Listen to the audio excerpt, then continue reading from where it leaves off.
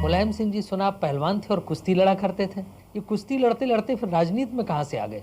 उस वक्त तो स्वर्गीय नत्थू सिंह विधायक थे। उन्होंने कहा मैंने बहुत नाम सुना है, तुम कुश्ती हमको दिखा दो। तो हम कुश्ती लड़ गए और उनको कुश्ती हमारी पसंद आ गई। उसी दिन से वो हमसे प्रभावित हो गए और आगे चल कर के उन्होंने ही अपने मन से मुझसे कहा कि अब मेरी जगह आपको चुनाव लड़ना पड़ेगा। हम चुनाव लड़े, उन्होंने लड़ाया और 1967 में पहली बार हम विधायक बने। आप 8 बार एमएलए एमएलसी रह चुके, अब लखनऊ छोड़कर दिल्ली क्यों नहीं आ जाते नेशनल पॉलिटिक्स में?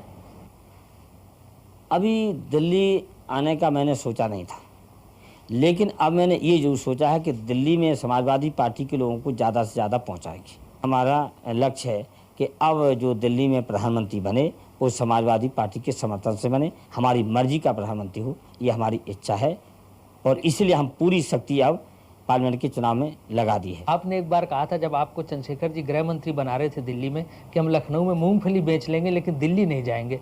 ये सही है, चंद्रशेखर जी ने हमसे कहा था, लेकिन जब चंद्रशेखर जी को हमने समझा दिया कि अभी हमें लखनऊ ही रहने दीजिए तो वो मान गए थे। अच्छा, आप अपनी पार्टी को गरीबों की पार्टी कहते हैं, लेकिन आपका जो दफ्तर है लखनऊ में 5 स्टार होटल जैसा लगता है।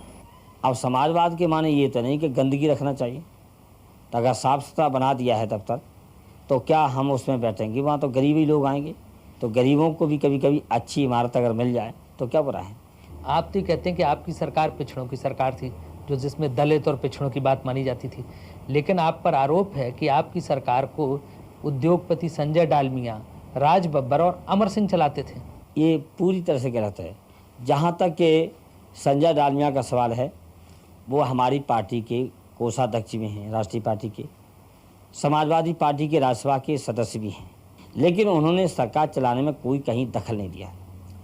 जहाँ तक दूसरा आपने नाम लिया है राज बब्बर का, उन्होंने बेहतर समाजवादी पार्टी को समझा और समाजवादी पार्टी में शामिल हो गए और राज्यसभा के मेंबर भी हैं, तो स्वाभाविक है वो तो हमारी पार्टी के साथियों में से हैं, लेकिन उन्होंने भी इस सरकार में दखलंदाजी का कोई काम नहीं किया। अगर मान भी लिया जाए कि राज बब्बर और संजय डालमिया का इसमें हाथ था तो क्या गलती थी?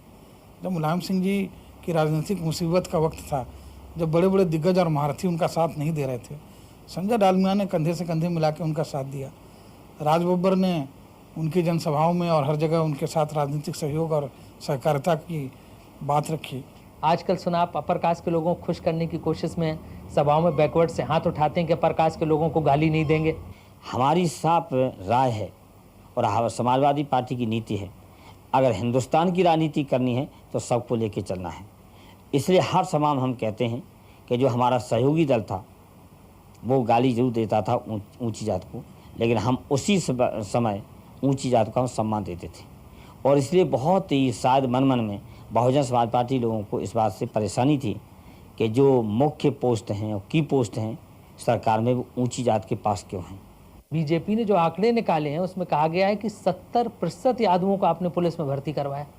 इससे ज़्यादा झूठ कोई हो नहीं सकता कि 70% यादव थे।